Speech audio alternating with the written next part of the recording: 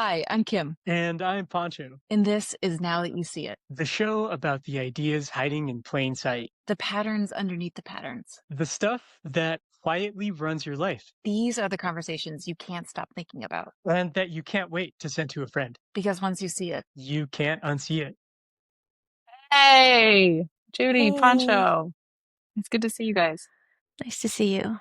Judy, welcome back. You're one of our repeat podcast guests, and we're so excited to have you here today.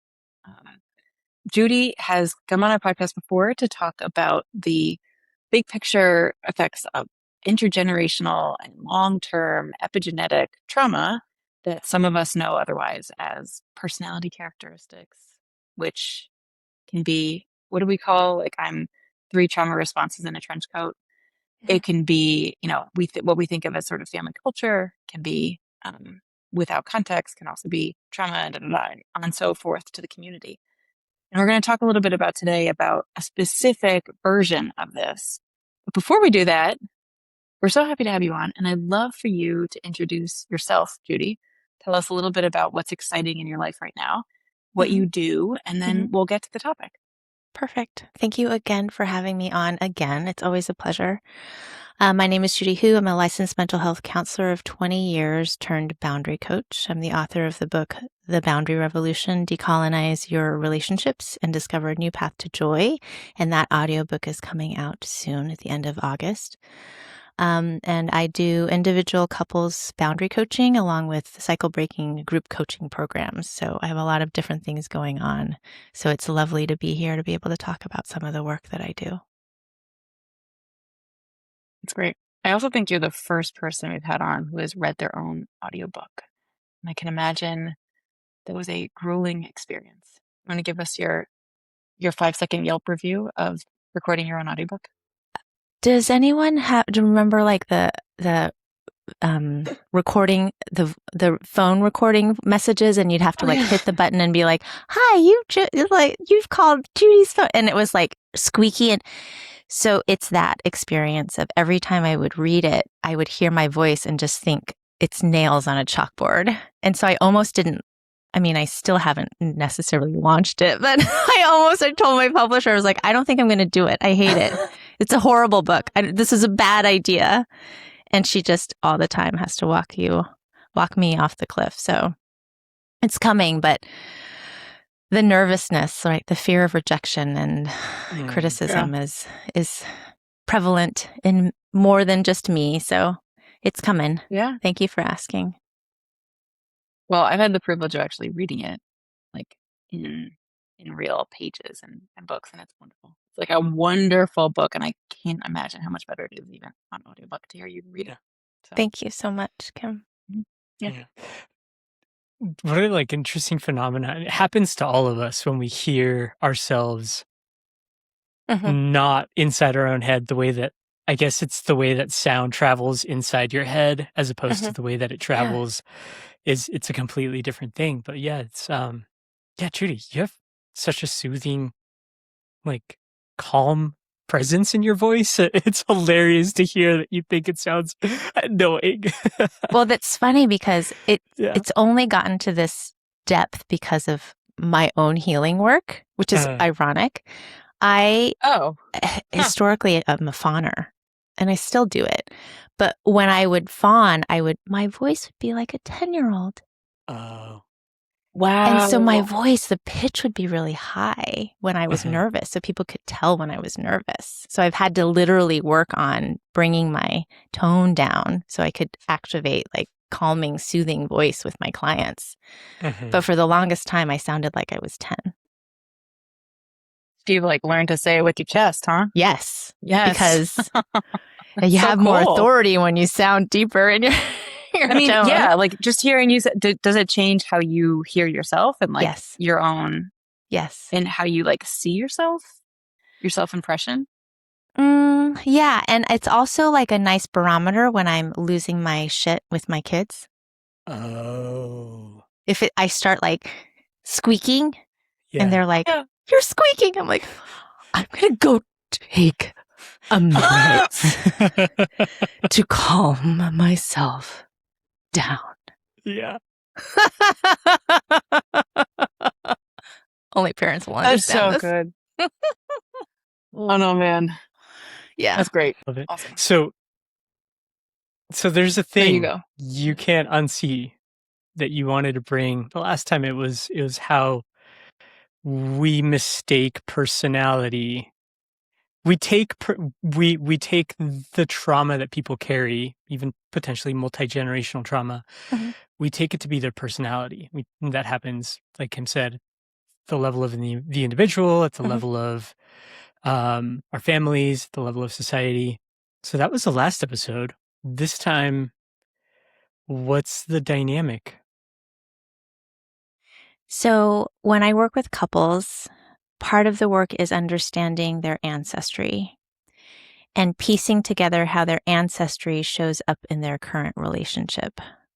So what I can't unsee is, since learning about this dynamic and opening up my intuitive perception, Mhm. I can't go to meals at dinner time. Like I can't go to restaurants without seeing like this person and their ancestors and how the interaction is going next to me. It's like I have to like get a So it's hard for me sometimes if I'm not like consciously boundarying myself from like the external like input from when I entered spaces, because I can Mhm. sense a lot of things from seeing like what's happening in the dynamic. I can be like, oh, Jewish ancestry, and then just see like the dynamics at play when people are talking, because I can hear the intensity in their voice and kind of place it. It's, of course, I don't do it without consent, but when I'm working with my clients, especially couples clients who are cross-cultural, I'm able to help them understand the intensity will help understand where that we have to look in your ancestry to bring down the charge, right? So to get out of your limbic system and fight or flight response and back into your prefrontal cortex. So you can actually have the conversation that you're wanting to have with your partner.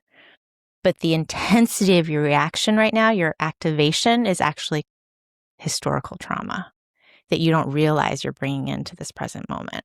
Yeah. So that's what I wanted to talk about, especially as Yeah. resourcing for each other is getting harder and harder, which means when we're under-resourced as a collective, right, our communities, within our homes, when we're under-resourced, we're much more reactive. And so part of my hope was to talk about this so people could understand, don't take it out on your partner or on the kids in your home. The charge you're feeling is something bigger than you. And for you to understand it and land it so it neutralizes in your nervous system and in your body is going to protect your body and your energy and your loved ones. Yeah. Especially as we move towards you said midterm something elections. really interesting that I think will open up some gates for everybody. Mhm. The intensity is where to go. Can you say more about what that Mhm. looks like for people and how you help Yes. people see their intensity as like the signal? So I'll open with one of my couples that I've kind of changed it so it can be confidential, but you'll see the dynamic. Okay. So a lot of my clients are cross-cultural or immigrant families, and one of them is many of them African-American man and a white woman. And while they're talking about their relationship dynamics, if the white woman starts to cry, I'll need to slow the session down because it activates her husband's nervous system response to shut down. Because historically and presently, in the presence of white folks, white women in particular, Black and brown folks Especially aren't when one is necessarily crying. safe. So his nervous Mhm. system shuts down because of his connection. Exactly, right? So what I'll have to do is like tell him like have a rigid boundary. This is her experience. This is not your responsibility. I'm going to make sure she stays in her boundary, and we're going to regulate her into her functional adult and calm down. And so I'm actually talking about that in the present moment, because what happens is he doesn't realize he shuts down so deeply, right? Because in the presence of someone of power crying, particularly a white woman, eyes down, shut down, try to get as small and invisible as possible because of his history of enslavement in his ancestry, right? As a way of survival. And then in the client, the woman, her history is she's Irish, Catholic, and her parents were working class, worked multiple jobs because they were working poor. And so her experience was growing up emotionally neglected, right? Parents were drinking. So whenever her husband shuts down because of her emotional lability, because she didn't have a lot of tending to and attunement when she was a child, she experiences shutdown as emotional abandonment. But that's connected not only to her parents not being fully present because they were working so hard and also self-medicating with alcohol. They came from Ireland from the famine, the potato famine, right? Not them particularly, but their ancestry did, right? So even though they might be third generation in Boston, American, they're still carrying the epigenetic impact of the potato famine in their body. So what happens is when I'm working with someone who's really activated, I'll go, where do you feel it in your body? So I work with somatics. And so, for instance, this client was like, I feel it in my heart, my chest. I'm like, what's the emotion? Because once you start to name the truth of it, it starts to dissipate. Your body's just trying to be seen. Okay. Sadness, loneliness, anger. I'm like, okay, that emotion, what's the intensity? 0 to 10. And this is the tell. No, like typical intensity with the relationship that you're in, 2, 3. Okay. Once you get above 5, then you're starting to look at collective trauma. When you get to 9 or 10, you're in genocide level. So whenever my client's like, it's a 9, I feel like I'm going to die. Because I've coached my clients for so long, I'll say, land it in your ancestry. Are you going to die here? You're not going to die here. Where in your ancestry was it life or death when no one was around? She's able to say, back in Ireland, right? And so what we do is we land the charge, the intensity, the anger, the rage is not at her husband, where typically it would be in couples therapy. We're able to kind of look back in guided visualizations that I do with my clients and identify back in Ireland, the rage was at the British government, who extracted all of the food and only left potatoes that were then impacted by blight because you cannot just grow one crop, right? So when we're able to discharge the intensity to the originating system, never the people, the system, it releases from the nervous system and it regulates them down. And we're able to come back to the present moment. But we can't do it, in my mind, in my experience, without landing the charge. We don't have to deal with all of it. But just to go, for me to understand, I feel like I'm going to die because there were people in my ancestry who did. Right? The body, the epigenetic impact. So epigenetic, for those who weren't listening to the other episode that I was on, is how trauma can get passed down genetically through the DNA. So the research is lab mice. The scientists would release the scent of cherry blossom scents, shock the lab mice, cherry blossom scent, shock, cherry blossom scent, shock. They bred those mice and then they bred those mice again. So the grandbaby mice, never touched by electricity, smell the cherry blossom scent and would scatter to the edge of the cage. So there is a memory in the body of something is not safe, so I have to remember it. But 2, 3 generations down that never got impacted, they don't know why they have such an intense reaction to the smell, right? They don't know why they have such an intense reaction to someone's rejection. But when you understand the impact of epigenetics and the collective trauma that everyone has in their nervous system, you can start to understand why people are so reactive or have certain things that they need in a certain way. And so what I like about this explanation is it takes the shame and blame away, because it's not the person. It's just an echo of something that is just trying to be heard through the body. I was gonna say thanks for defining that. Uh-huh. There were a couple of other things you said that are words that are new to me, and I think might help me understand what you shared more fully. Under-resourced. When we are under-resourced, that makes it hard to resource for one another. What does it mean to be under-resourced? What does it look like when we are and then we can't resource for one another? Yeah, so interesting. Most of my clients are in the US. I work with people all over the world. So in US particularly, we have been trained to view ourselves as objects of employment, so extractive. And so what I mean by under-resourced is many people in the States don't realize that medical attention, affordable housing, nutritious food, access to clean water, education are all birthrights. Those are resources that we should all have access to freely.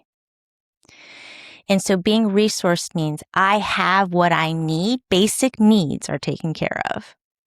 And I don't have to worry about decisions that happen one day to the next that might impact it. So resourced means I have access to what I need to live. Under-resourced means I don't.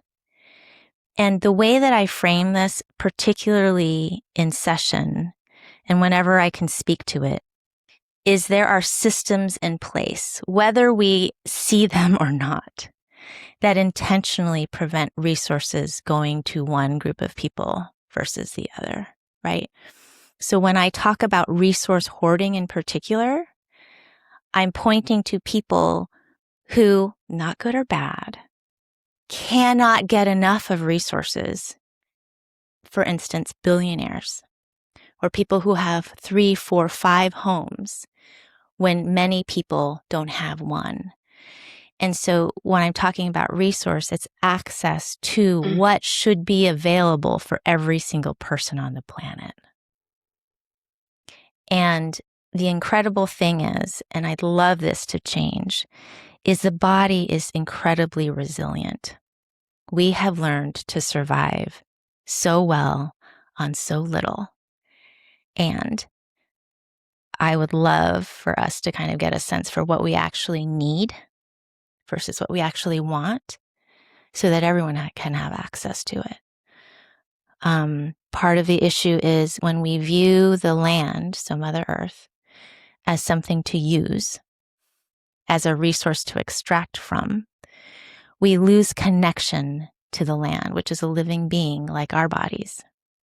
This is my land that I have to steward and tend, and I'm standing on land that I should feel responsible for tending and stewarding as well. So it's that concept of I have limited resources, so I need to protect it and also reciprocate, because that is what a generative relationship, community, family, society can be, is this relationship of reciprocity, of resource sharing and not resource hoarding. Does that answer the question, Pancho? It does. Yeah. Oh man. And there's so many, I feel like there's a number of things in there. I'm like, we could go down so many rabbit holes here. One that I want to, is it okay if I push back on something I love that it. you said? Okay, great. Not because I agree or disagree, just because I want to pressure test it and hear how you think about it. You said there are certain things that are birthrights. And you followed it up with a should statement. We should have, a home, drinking water, healthcare, nutritious food, etc. Whenever I hear a statement like that, my brain goes, okay, well, this is my coach, my very first coach. something that she would say is, well, if it should be that way, it would be that way. And since it's not that way, where's the should coming from? So I'm curious from your perspective, like what makes that an important belief system for you to hold? That like, no, this is actually something that you call a birthright, that should be this way. We should all have these basic resources, to use your language. And the fact that we don't means that something is off. I think that's two different conversations between how you were coached by your first coach versus basic needs. There is, and so I don't know the context, but there is this argument of like people who are poor choose to be. What's keeping them from being, much more resilient or employed and it's easy to think theoretically.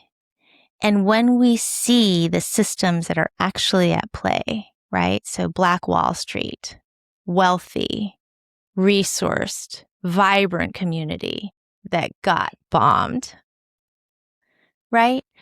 And so it's understanding there are systems in place that are intentionally diverting resources to certain groups of people intentionally.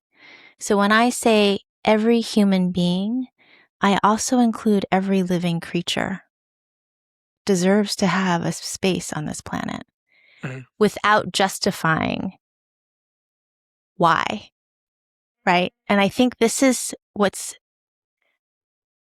I really appreciate this pushing, Pancho.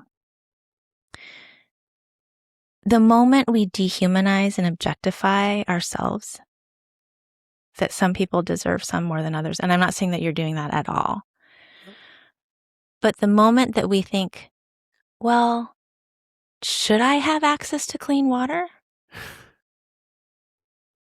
I'm going to go, who put it in your head that you shouldn't?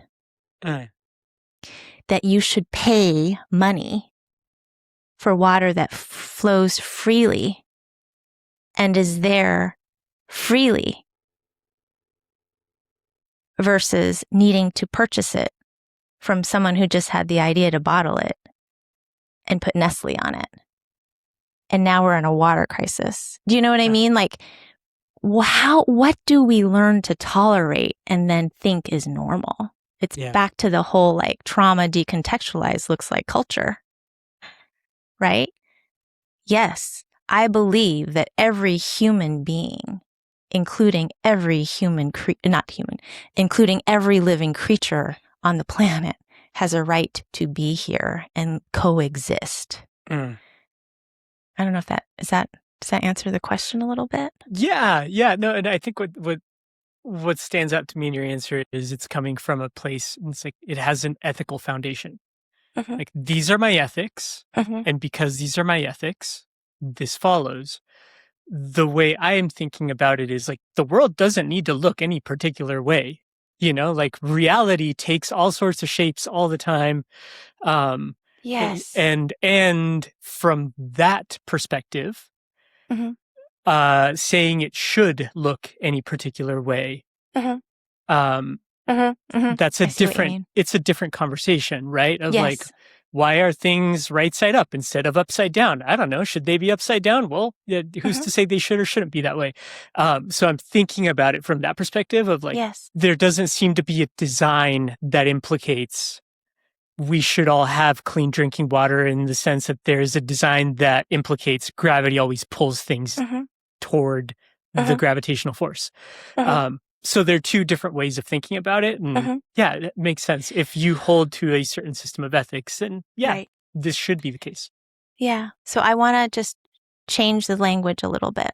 Okay. And I'm going to pose it can. So when I talk about peace, it's not peace without conflict. It's peace that includes justice. And so when I'm talking about couples work, I tell them, and this is like taken from Terrence Real, who's a couples therapist. He said, you can be right or wrong, or you can be married, right? So you can be at war to figure out who's going to win, or you can be connected. So what I'm saying is, there is a possibility for a world where everyone gets what their needs are. There is a possibility in relationships that both of you can coexist and not have to fight for your right for whatever. Totally. Right? There's a way forward. Yeah. Yeah. Does that help? It does. And I think it kind of squares out with the perspective I was taking, which is like, this doesn't need to look any particular way.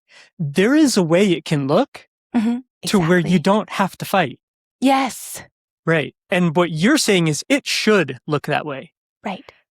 And I, I think I can get on board with that more so than not. I just wanted to like poke at that should and clarify what you mean by it.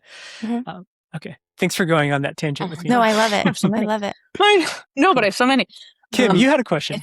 I'm going to ask, I have a couple. A long time ago. That, man, I love the idea that you're bringing of the way for couples. I imagine so many couples are in this position of being like, they just ping pong off each other.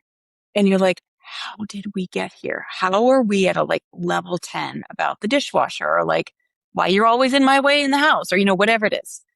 Or like why do you respond with a thumbs up emoji to all my texts? Whatever it is. Are you a thumbs up emoji guy?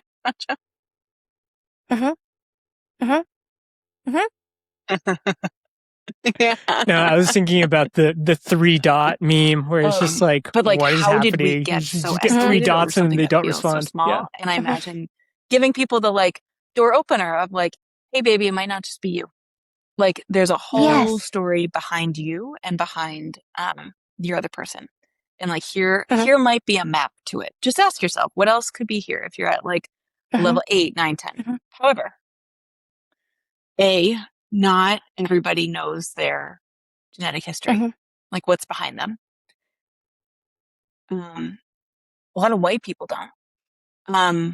And I am curious how you help people not have to become like history majors to figure out like what's happening for them, but also honor the fact that yes, there is white culture. Yes, there are things that happened in the past that may be just beyond the the potato famine. All kinds of things that can be handed down. And like, how do you help people figure it out? But also, do you need to know, or can you just feel? So how do you navigate that? You can feel. It's amazing when we can get the information. So if we can get the information, it's more information you have about your nervous system and your history, which is always grounding. So if I work with people who can find out that information, I urge them to. And I'll say, like, when I start with their onboarding, it's like I do an intake with both people 3 generations out. And what I'm looking for, so family therapy does this, what I'm looking for is patterns of cutoff or miscarriages or drug or alcohol addictions or mental health issues. And I just start to look for patterns. And then what I can do is even predict certain things. I can see that. So if we can get information, that's the best.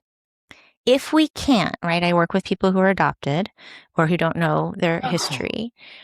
I ask them I teach them how to do muscle testing, which is basically asking your body a yes or a no. And some people hate it. And so it's always optional, the tools that I use. And so I'll ask them, like, this sensation that you're feeling, this intensity, this like emptiness inside, ask your body if it's current moment or historical. And then they'll ask. Yes is usually body moves forward. No is a body moves back. Or I don't know is like a neutral position. So you can do this, right? I can walk you through it if you want. And then I can say, is this historical? Is this on your mom's side or your dad's side, right? So the paternal line or the maternal line. Is it necessary to know what happened, right? Because sometimes we'll have like OCD symptoms that are breadcrumbs to something that happened, right? Or aversions to going into the water.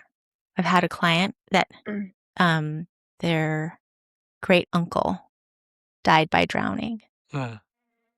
And only when we acknowledge that, like, oh, I've carried that with me, great uncle, because the family lost you too young. And I honor that and I see that. And I'm going to release that back to you now so I don't have to carry it in my body. I'll keep the lesson to be careful in the water, but I release the fear. It's about digesting it. So we don't necessarily have to know exactly who or where, but the knowing how to look is the power. You know, it's interesting. When I heard you say, if we're in above 5, we're looking at collective trauma, and 9, 10, we're in genocide. And I thought, like, yes, and I'm assuming that's one part of the story. Like, you might have also directly in your life experienced something traumatic, challenging around an event. Can you clarify when you're talking about, because you're coming from a lens of, right now in this conversation, we're talking a lot about intergenerational stuff and epigenetics. Can you clarify how it sits within, like, just the person's lived experience? What they went through yesterday? What they went through 35 years ago? How does it fit into the bigger picture? Yeah.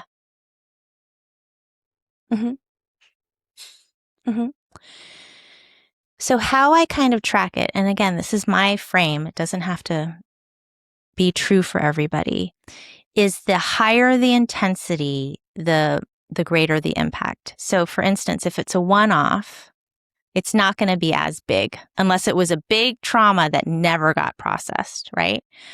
But often what happens is when there's a big trauma that didn't get processed, especially in young childhood, the brain creates this file folder. The world is not safe.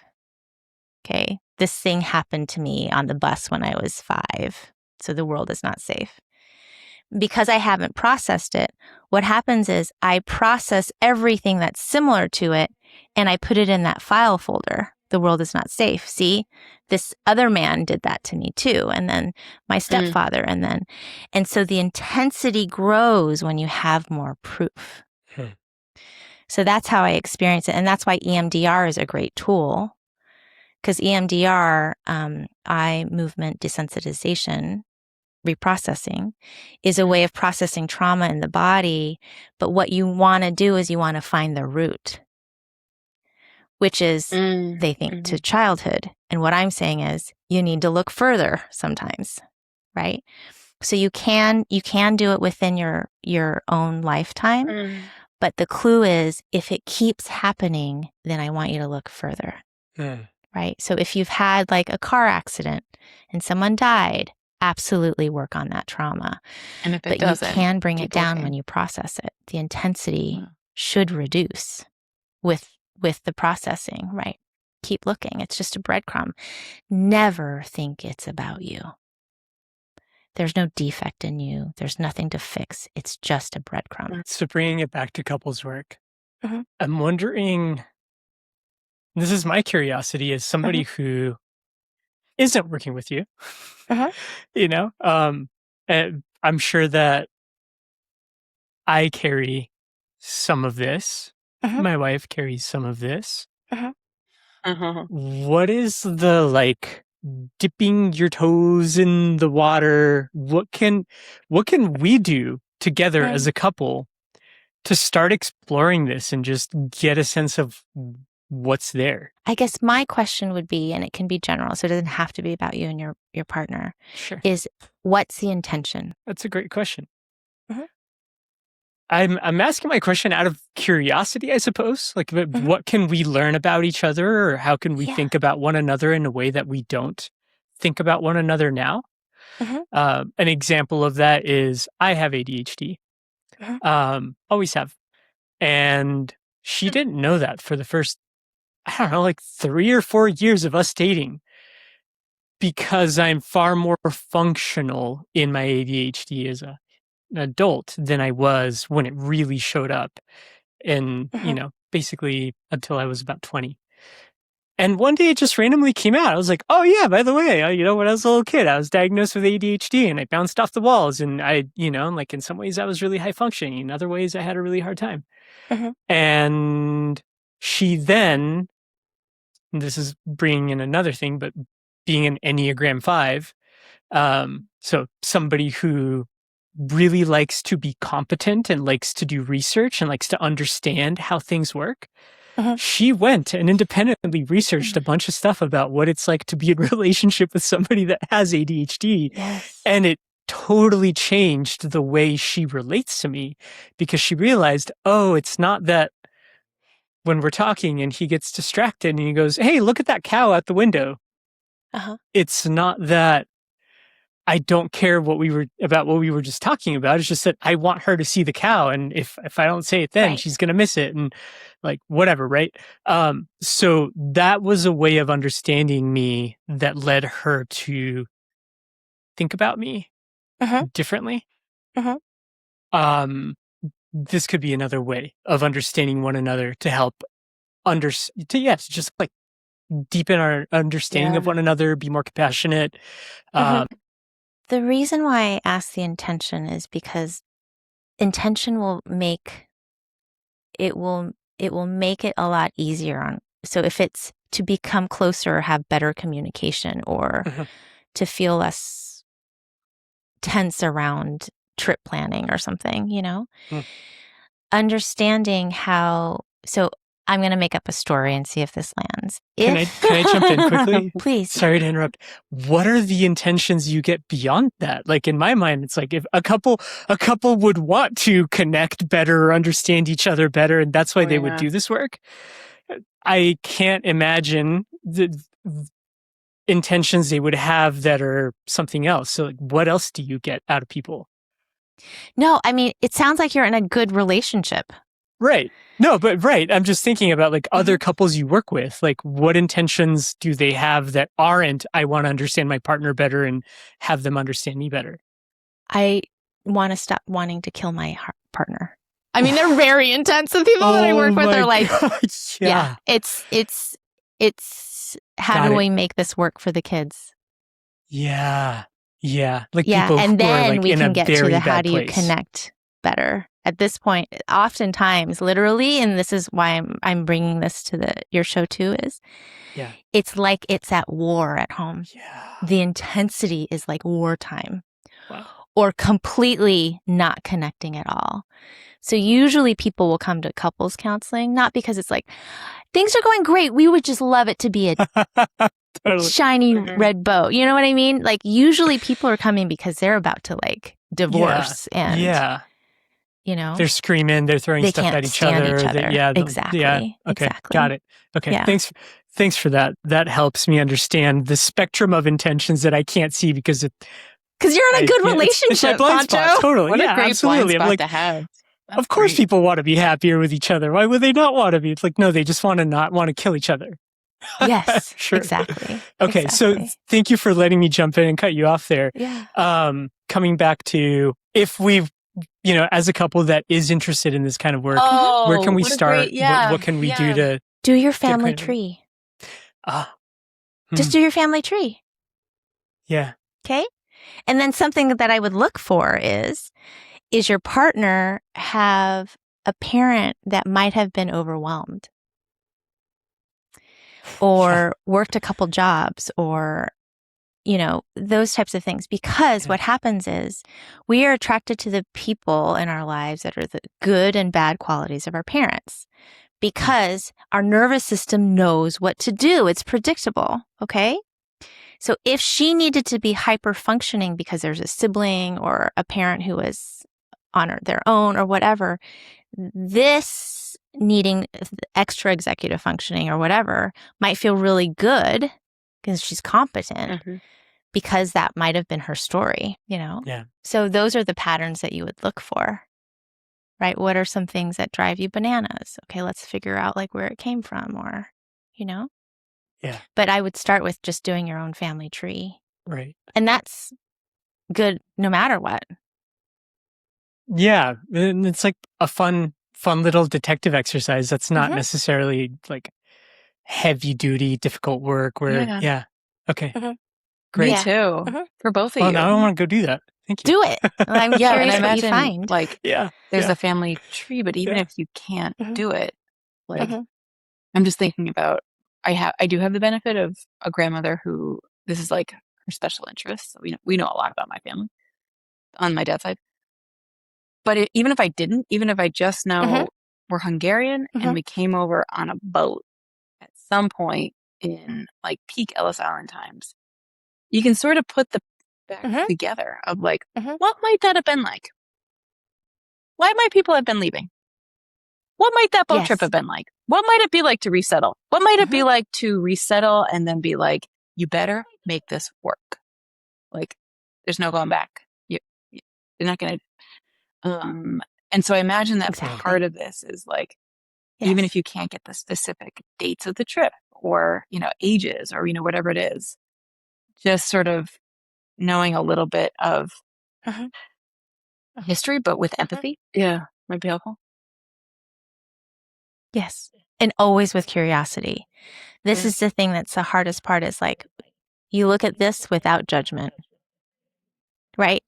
Everyone in their ancestry has people who have been persecutors, perpetrators, harmers, hoarders, whatever, did something bad, and victims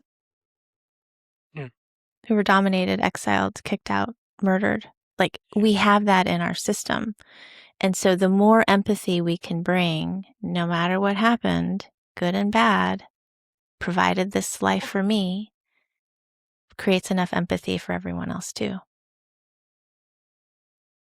Because the body just wants to know the truth. So it can release it so it doesn't have to keep reminding you like, oh yeah, don't do that. Yeah. Oh, don't do that because there was a large group of people who were murdered. Yeah. When they stood up against power. Yeah, I mean, I can't imagine it's easy to not judge some of the stuff you find out, right? So, what do you do with someone who's like, no, that ancestor did a bad thing. That's bad, and they're like coming back to ethics. Like, how could that not be bad? That was terrible. So what's the approach there? Yeah, they did. Great. So this is a good reminder, and I have my circles. So the circles came in the last time, right? Oh, we're doing circles again. Remind my clients when they're like, that was bad. I'm going to shrink them down to small size circle. They're worth less because they did such a horrible thing, right? Yeah. Especially when I'm working with people who have colonizer history, right? And, enslaved people or whatever. I'll remind them, remember, in this framework of the work that we do together is everyone is same size, no matter what. If you did really, really good things in your life, it doesn't make you better than someone who did really, really bad things in their life. Right? No matter what, you are unconditionally lovable, which doesn't mean you don't have consequences for what choices you might make. But nothing ever impacts your value. So this is the basis of the work that I do, which is unconditional positive regard with healthy boundaries. So if someone's like, no, they are really bad, really, really bad, and I'm going to view my ancestors like that. And so I will say, that's absolutely okay. That's your choice. What you're saying too is when you do something really, really bad, as a parent, you're also going to say you deserve to be criticized ruthlessly. And that might be okay. What you're doing too is you're modeling to your child when they do something really, really bad. We want that. They also deserve to be less loved. Yeah. It's this dynamic that keeps repeating, right? Yeah. And then it's the other person's good and the other person's bad. This is what's happening in our world. Domination. Yeah. And yes, we can absolutely do that. I don't have to, there's no should, but I'm just saying it could be different where everyone feels like they belong and have access. Yeah, it's a major paradigm shift, I would imagine, for the majority of the population. 100%. But then when you realize, oh, if I do it that way with somebody who is clearly a villain, like if I do that when I think about Hitler, I do that when I think about myself, and I implicitly do that when I think about the people who I love who are closest to me. lines 100%. I remember the most Yes. from your first podcast with us, and the one that like got the most clicks and loves and views and likes and hugs from the people was, as soon as you see yourself as above or below somebody, you're in your trauma. Did I make that up? Did I get that right? Which I remember being like, Yes. Yeah. whoa, No, that's absolutely right. I got some work to do. Yeah. Mhm. Wow. Wow. I'm in And so trauma all like the I'm just time. thinking about a couple Yes. who like, man, that Yeah. must come up, especially as you get into like long-term relationships, like you're a couple decades in and there's love, but you're also like this loaf or like Mhm. this like naggy da da da da.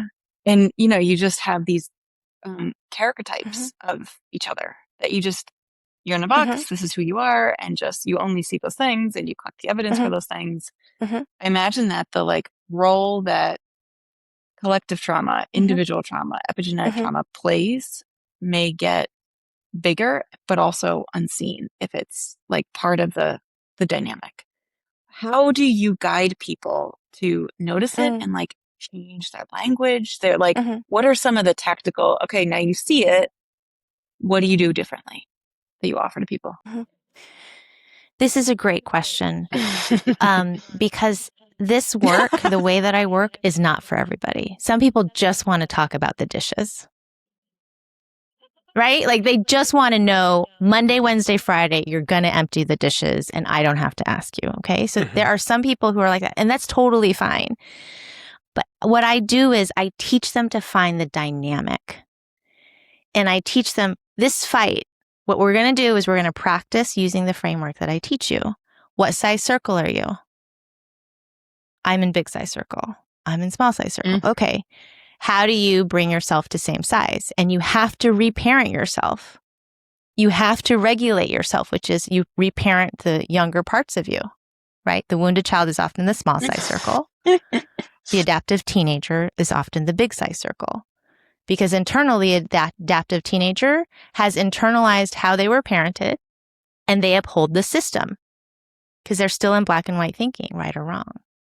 Does this resonate for you? There was a laugh. Oh, yeah, totally. Yeah, right? I mean, just it makes sense intuitively thinking about loud, pissed off, rebellious teenagers. They're Yeah. They're overcorrecting. Okay. Exactly. And then wounded children don't have any power. So that's why it's usually small size circle. So what I do is I just neutralize the dynamic in the session because I'm not talking about the thing. I'm not talking about the stupid dishes. I'm talking about how do you feel in your body? I want to kill this other person. Okay. You're in big size circle. Over dishes? Yes, I want to annihilate them. Annihilate's a really charged word. Where do you feel that in your body? Yeah. Right? And we're laughing, but this is actually a conversation I've had with a couple.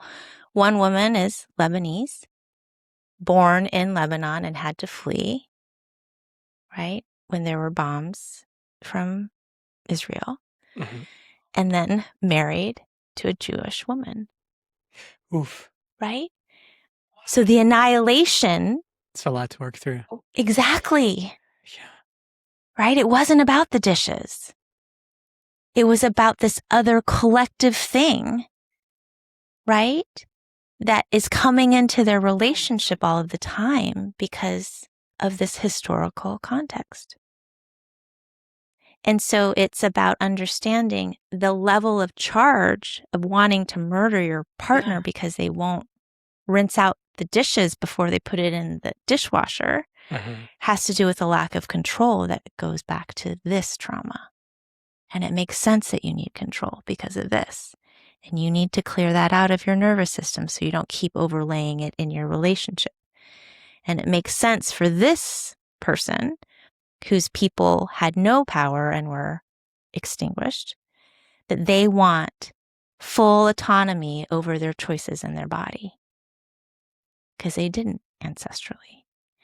And so you need to clear that out so you don't overlay it onto this relationship. And so it's not a push or pull on who's right or who's wrong, or who has power and who doesn't, right? So once we can discharge the intensity we can actually have the conversation. When Yeah.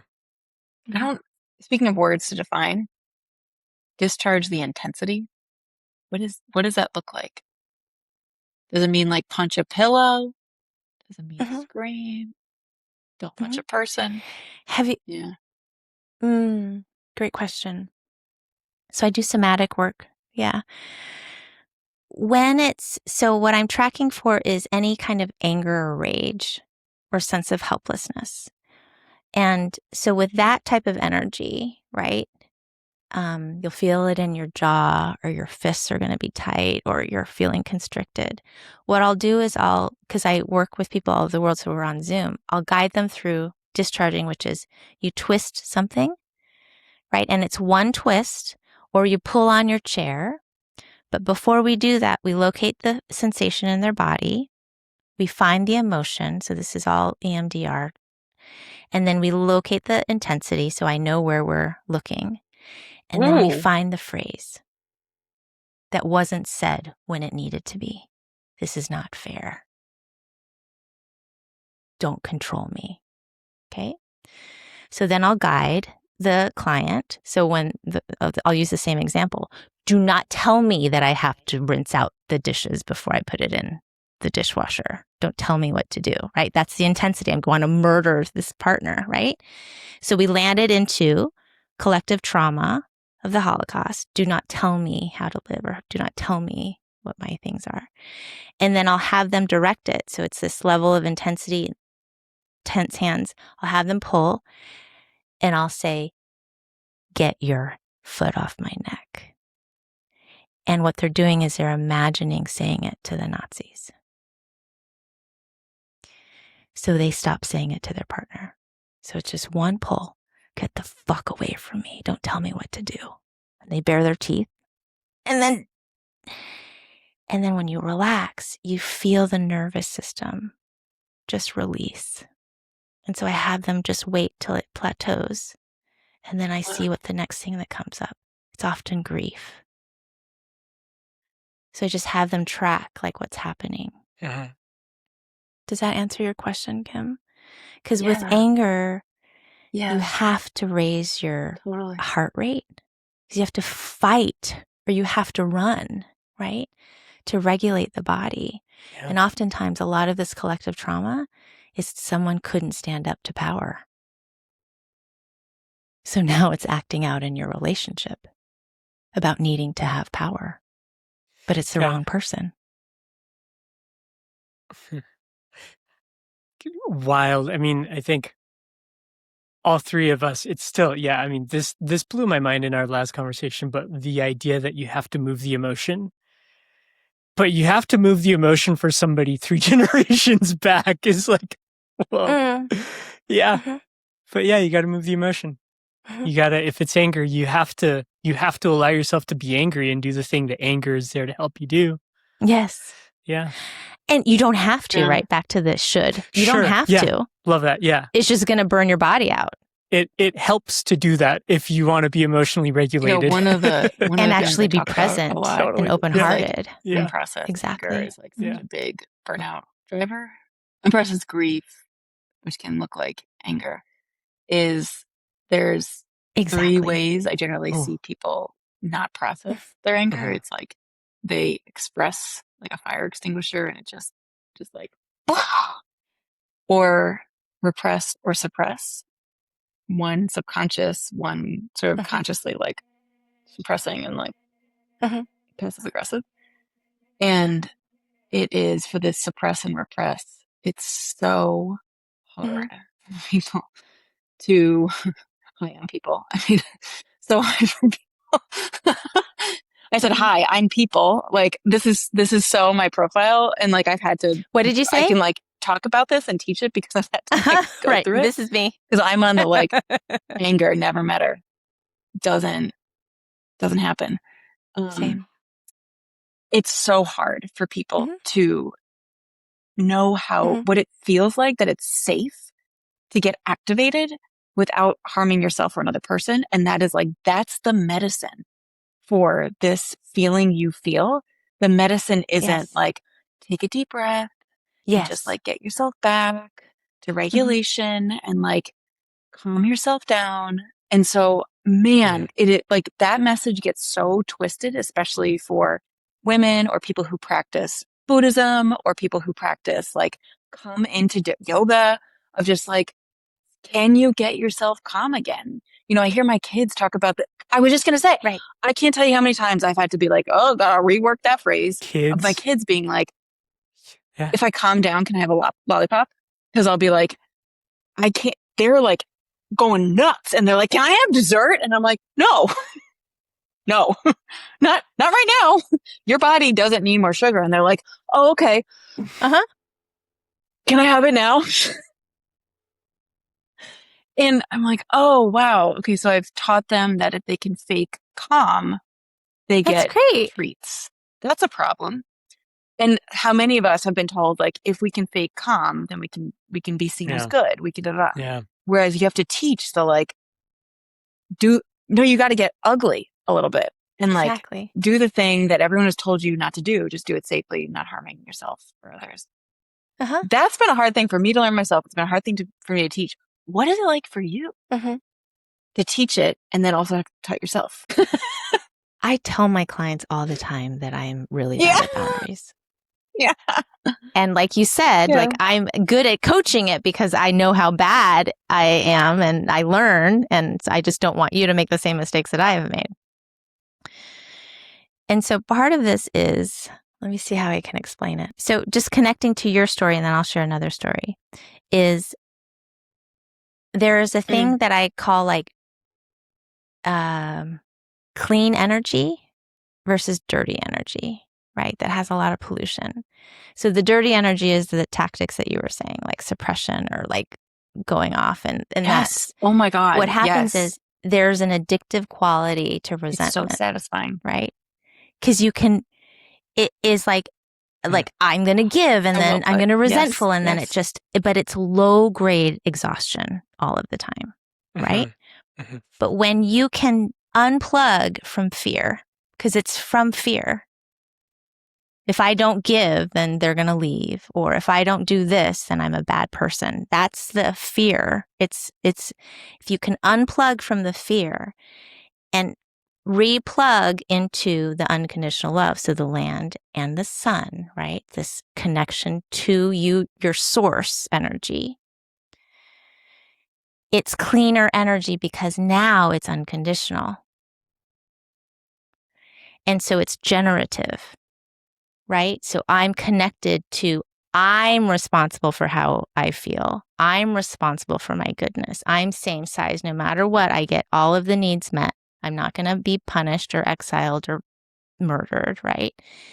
And that is clean energy that's generative and regenerative. So that would be like how I would coach people to be like, are you tapped into the fear source of energy? Well said. Or are you tapped into your source energy, which is who you really are, right? So that's one thing. The other piece here, you're saying like, how do you work out the burnout or, so I'm just going to share a personal story, which is I took all of July off. I forced myself, I called it a sabbatical. I wanted to make it shiny. And I was like, I'm going to go on sabbatical. And most of my group coaching program, they knew exactly what it was, which is burnout. I was literally like solopreneur, did a medical leave basically because I could not reduce my anxiety. Everything was good in my life. You know, kids are great, business is great, I have enough food, I can afford my bills, all these things were great. But I could not relax. I wasn't sleeping. I was reactive. And basically, I just gave myself a timeout for a month. I couldn't justify it. Like financially, shouldn't have done it. I just was shooting myself a lot. And it was basically, I just gave myself 30 days to just see what was happening. And it was basically, I gave myself space to just start to unwind. And what I uncovered was, part of it was, I've been masking my whole life, right? I am late diagnosed ADHD. And what I understood too was I was like, am I also autistic? So ADHD? Like, what's this thing? Like, I need structure and then I destroy it, which is often an ADHD profile. But what it came down to is I'm just highly sensitive. So I'll make a decision and then I pan for everyone else's disappointment and then I undo it. So understanding that was like, oh, that's why I'm exhausted all the time. My energy field, what I'm tracking, my hypervigilance, is collective tracking. Yeah. I should not be trying to take care of every single nation on this globe. That's not my responsibility, right? And then I was able to do some work.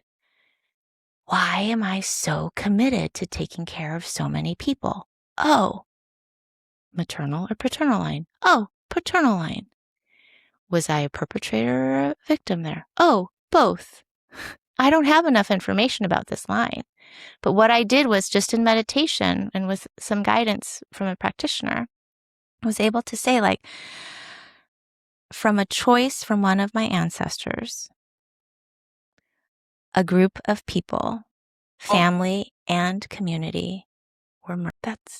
It was the thing. And I was like, oh, that's why I feel so intense around every decision I make, that it's life or death. Literally, I felt like every decision I made was life or death. Do I cook scrambled eggs or do I give them toast today? Life or death level in my body, right? It just felt like I was on fire all the time.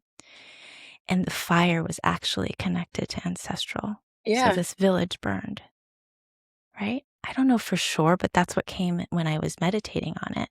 And what I did was I released that back. Yeah. Thank you, body, for trying to keep me safe. That someone in my ancestry did or said something that caused the harm of many. And I release that and I honor that that happened and I do not judge. And I hold the bits and pieces that I should be careful about what I do and say. But I release the terror that what I do or say might bring calamity for a large group of people. Because that's not the case now. And I just did this practice and let it go. And I don't have that high grade of terror anymore. Isn't it great because I was able to locate it and land it. Yeah. Right. And it also informs why I'm so passionate about this work. But now I don't have to do it because I just feel compelled to it. I'm doing it out of choice. Isn't it great I'm when you doing can it be your much own more best responsibly than I was doing it before. That's awesome. Gold star, good job. I know. Gold star. Same size circle. Right? Yeah. My teenager's like, gold star? No. Am I good now? But that's such a cool, intuitive moment of like, you didn't need anyone to be like, here's the answer. You were like, so this is the answer. This works. Yeah. Mm-hmm. That feels like a great place to kind of start wrapping up. Thank you for sharing that. That was heavy work. Yeah. Heavy work. The work that understandably would take a month of you're just not doing anything else to go get done. First off, reminding the audience there's a book out there that if you're not watching the video of this, there's a book out there. It's right behind Judy in the video that you can go read to also educate yourself about this. Yep. The Boundary Revolution. Yep. Yeah. Decolonize your relationships and discover a new path to joy. At 10. Audiobook is coming out. What do you have a date? August 28th at 10. August 28th. Okay, so it's actually happening. Okay. So end of this month, by the time this airs, it'll be probably about 2 weeks by the time this goes live. What else, Judy? What else do you want to leave our listeners with? Where can they find you, or what's something you want to make sure they don't, glaze over from this conversation? So how they find me is you can email me at judy@judyhuboundarycoach.com. That's also my website, or the Boundary Revolution will bring you to the same thing. What I want people to know is don't land the charge on the people around you. My hope is that people stay open-hearted. It's a time where people are closed off because of inflation or ICE or all the things that are happening. And I urge everyone to look for the dynamic. Don't vilify anyone, including yourself or the other, right? When I say look with empathy in your ancestry, it's because it's the good and bad things that they did. The good and bad choices, the choices that was harmful or helpful that brought you to this moment. You need not judge because you don't know what they had to go through. Yeah. Right? The bottom line is what they did or did not do gave you this moment. And so use this moment and consider what world you'd like for your descendants. Mm. Look the long view. Yeah. Not what is comfortable right now. But if you're planning or taking care of stewarding the land or your community or your body for the long term, what are the choices that you need to make to stay open-hearted and soft and giving, right? So that you may receive and give with gratitude. It's not a should. It's just a possible way of living. And that, when I tap into that type of energy, it's very restorative and generative. Judy. Yeah. Much more hopeful. Beautiful. We appreciate it. Thank you. Yeah. I feel like there's another one coming up. So glad you because came I back feel to like we're join gonna do us. another Thank book. you. Me too. Thank you. My intuition. All right. Bye. See, I know. Good job. This one wasn't Judy. painful enough. Let's go again. Yeah. All right. Well, Thank you. thank you both, I guess. Bye.